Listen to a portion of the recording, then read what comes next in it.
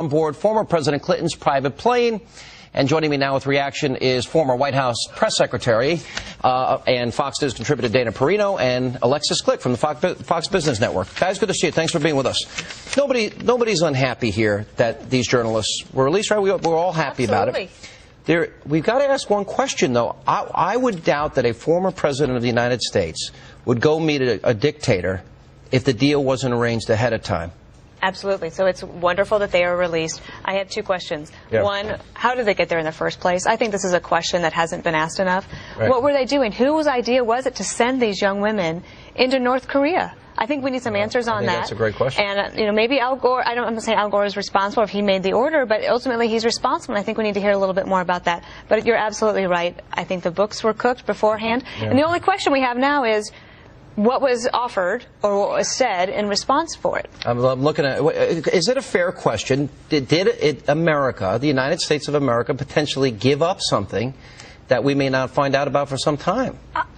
I guess I'm a little perplexed. I'm not sure with what's wrong with the fact that the former president got on that plane today and knew that a deal was done and that they were going to be freed. I may be naive in terms of diplomacy. I am naive in terms of diplomacy. But the way I look at this story is, for all the issues that have been associated with this former president and what role he would play in this president's, let me give you three quick things. He did the Katrina relief. He did the tsunami relief with 41. I mean, that type of thing is absolutely appropriate. I think the question is on the diplomacy side of things is, where does it... Kim Jong-il didn't do this for nothing.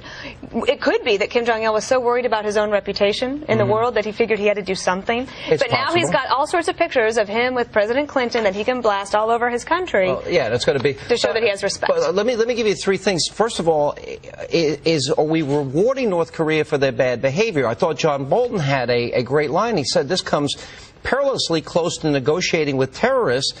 And, it's a bad idea in terms we should try to avoid, negotiating with rogue states and terrorists in general, and if that's encouraging bad behavior. That's certainly a question we've got to ask. Well, it is a question we've got to ask, but what do we know at this hour that has been negotiated?